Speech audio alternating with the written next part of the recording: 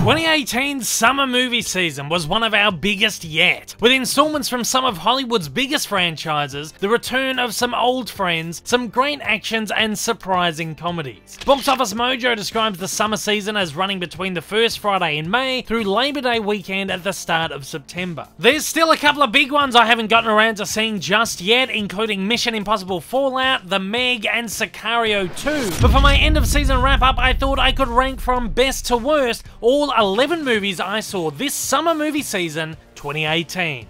Let's get into it. Coming in at number 11, Jurassic World Fallen Kingdom.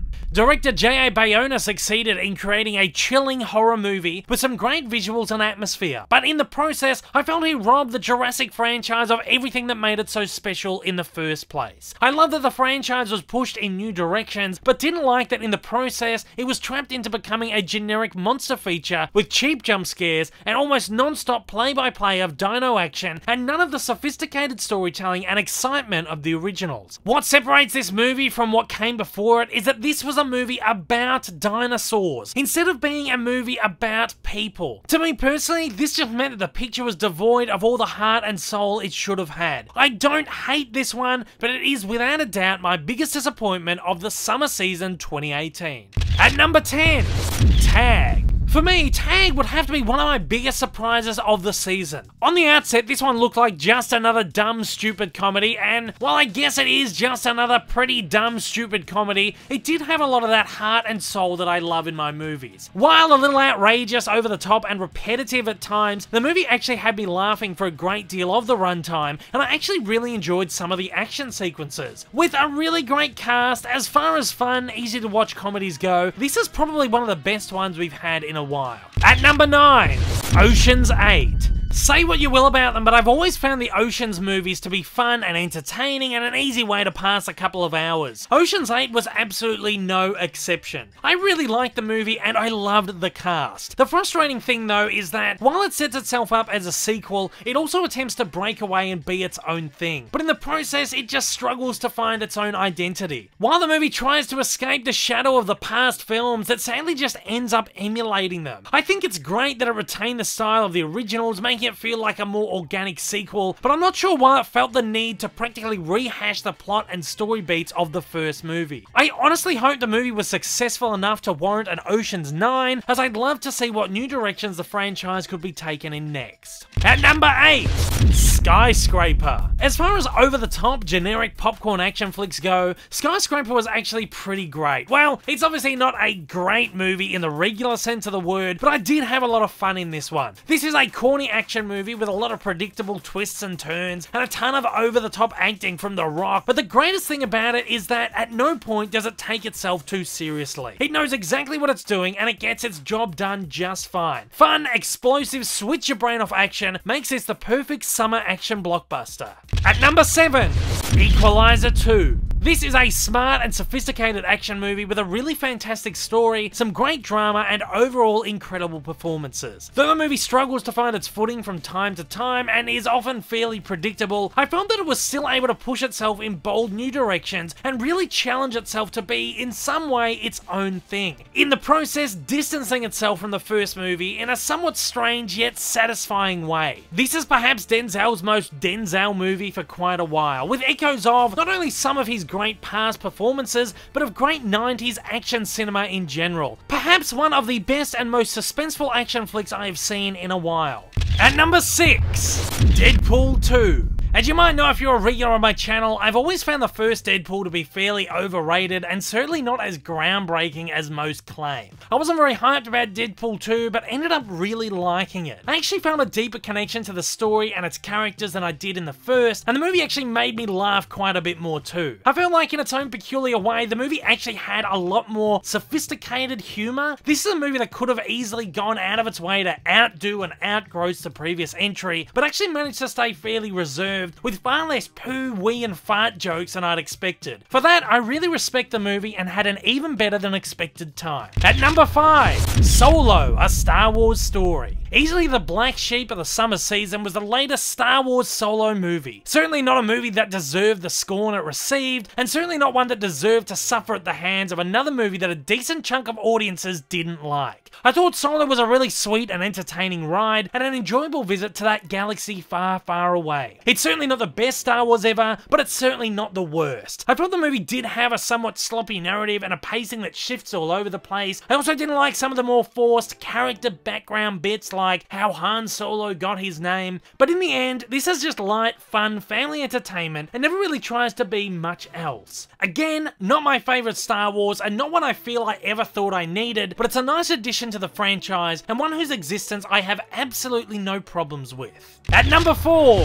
Incredibles 2. After a 14-year wait, Pixar completely delivered on their sequel to The Incredibles. I feel like this may not have been the exact sequel some people were after, but I completely loved it. I loved how Pixar moved the story in new and unexpected directions, and instead of doing the obvious and easy superhero team-up movie many had expected, kept the film's focus on what made the first one so special. Family fighting family dynamics instead of superheroes fighting bad guys and crime. Though the movie did have great action, it also had great heart and great humor. It's clear that with 14 years to work on it, the team at Pixar gave it their complete all, and choosing to pick this one up literally where the last one left off instead of keeping it in real time truly exemplified the ability of animated storytelling to remain unaffected by time and age. At number 3, Ant-Man and the Wasp. This was the perfect antidote to Marvel's Avengers Infinity War, an exciting and entertaining ride with some of the MCU's most vibrant, fun and outlandish characters. I didn't think that it outdid the first movie, but it did deliver on everything it promised and worked as a really great sequel that furthered the characters' stories in a really enjoyable way. I did think that the movie had a few small pacing and narrative issues, but all in all, it did the job that it set out to do. Deliver some brainless, crazy stupid fun to give audiences a breather after the heart attack inducing Infinity War. Definitely not the greatest MCU movie, but certainly one of the most unashamedly fun and easy to watch adventures yet. And at that, perhaps the most fun picture of the entire summer season. At number 2, Christopher Robin. Without a doubt, the sweetest little gem to come out of this summer season. I'm a huge fan of Disney's recent slate of animation to live action adaptations, and Christopher Robin is quite possibly my favourite of the lot so far. While I do feel the movie could have been a little bit more exuberant and more colourful in parts, I really love the more mature angle Disney took with this one, all the while still managing to be in keeping with the morals and tones of A.A. Milne's original works and the original Walt Disney animations. The movie is heartwarming, heart-wrenching, honest, touching and beautifully funny. I thought that Ewan McGregor and Hayley Atwell were fantastic in this, and I especially love seeing some of my lifelong favourite characters back on the big screen in a more relevant way.